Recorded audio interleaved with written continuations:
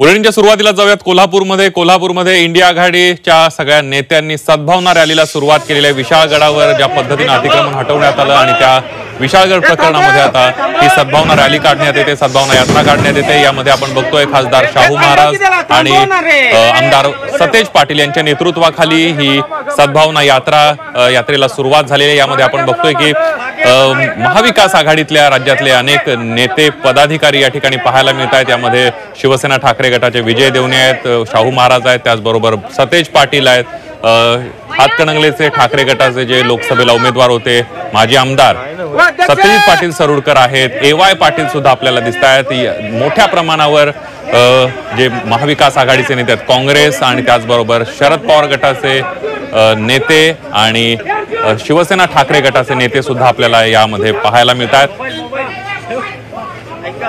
कोल्हापूरमध्ये सद्भावना यात्रा काढण्यात आली। शाहू महाराजांच्या नेतृत्वामध्ये या सद्भावना यात्रेला सुरुवात झाली आहे। गजापूर मधल्या तोडफोडीचा निषेध करण्यात येतो आहे। शाहू महाराजांच्या नेतृत्वात ही सद्भावना रॅली काढण्यात येते आहे।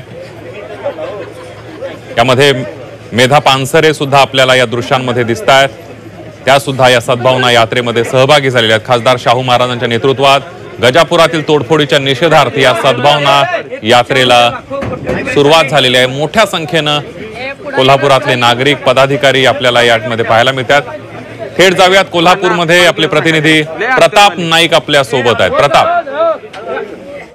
गजापूरमध्ये 14 तारखेला जी मोठ्या प्रमाणात तोडफोड झाली, जाळपोळ झाली, त्याच्यानंतर कुठेतरी कोल्हापूर जिल्हा शांत झाला पाहिजे अशा प्रकारची भूमिका घेत इंडिया आघाडी, त्याचबरोबर आपण पाहतो की विविध सामाजिक संघटना एकवटलेल्या आहेत। त्यांची भूमिका अशी आहे की काही केल्या अशा प्रकारच्या दंगली घडू नयेत, कारण शाहू महाराजांचा जिल्हा आहे, सामाजिक सलोखा हा एक त्यातला धागा आहे, तो धागा तुटू नये, तो अधिक बळकट व्हावा यासाठी आपण पाहतोय सद्भावना रॅली काढली जाते। त्याची दृश्य आपण बघू शकतो। एकूणच आपण पाहतो की कोल्हापुरातील शाहू महाराजांच्या समाधी स्थळापासून शिवाजी पुतळ्यापर्यंत ही सद्भावना रॅली काढली जाते।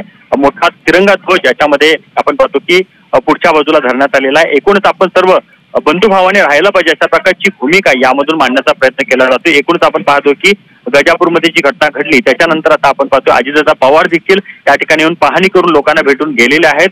पण आपण कोल्हापुरातली दृश्य बघू शकतो, त्याच्यामध्ये कोल्हापुरातले सर्व सामाजिक संघटना याच्यामध्ये सहभाग म्हणून कोल्हापूरमध्ये आम्ही दंगलीला थारा देणार नाही अशाच प्रकारचा संदेश या रॅलीच्या निमित्तानं देत आहेत। अगदी प्रताप, आपण बघतोय या दृश्यांमध्ये महाविकास आघाडीतले कोल्हापुरातले सगळेच पदाधिकारी कार्यकर्ते या रॅलीमध्ये सहभागी झालेले आहेत। त्याचबरोबर सामाजिक संघटना आपल्याला मेधा पानसरे सुद्धा या ठिकाणी दिसत आहेत। त्यामुळे या सद्भावना रॅलीला कुठेतरी महाविकास आघाडीसोबतच अनेक सामाजिक संघटना ज्या कोल्हापुरातल्या आहेत, शाहू महाराजांच्या विचारांना मानणार आहेत, या सगळ्या सहभागी झाल्याचं पाहायला मिळत आहे।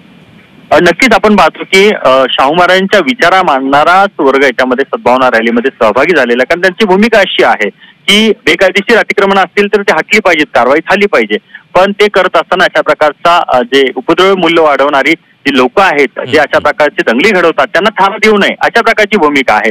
तर इंडिया आघाडी आणि त्याचबरोबर सामाजिक सेवा संघटना ज्या इतर आहेत, ज्या समाजाच्या विकासासाठी, उन्नतीसाठी, त्याचबरोबर समाजामध्ये असणारे बदल घडवण्यासाठी काम करतात, त्या सर्वांना एकत्र घेऊन आजचा हा रॅली काढण्यात आलेली आहे। अगदी प्रताप, धन्यवाद सविस्तर दिलेल्या माहितीबद्दल।